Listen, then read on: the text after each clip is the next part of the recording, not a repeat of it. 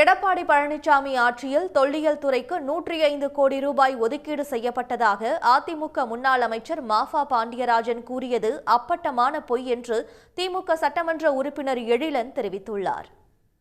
கீழடியில் அகழ்வாராய்ச்சி செய்த ஒரே இயக்கம் அனைத்து இந்திய அண்ணா திராவிட முன்னேற்றக் கழகம். அந்த கீழடியை வச்சு அரசியல் செய்யும் இயக்கம் திமுக.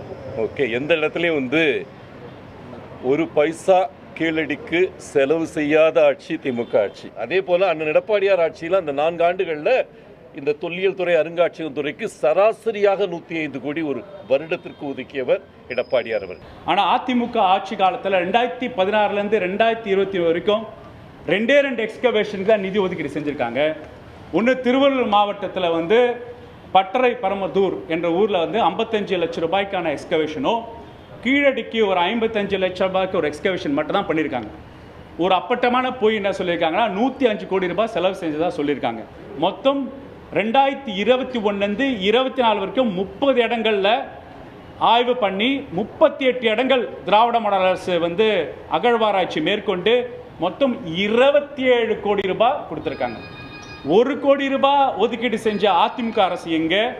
27 கோடி ரூபாய் ஒதுக்கீடு செஞ்ச திராவிட மாடல் அரசு, தமிழ்நாட்டு முதல்வர் அரசோட நிலை என்ன கேட்கிறாங்க. உடனுக்குடன் செய்திகளை தெரிந்து கொள்ள சன் நியூஸ் பெல் ஐகானை கிளிக் பண்ணுங்க.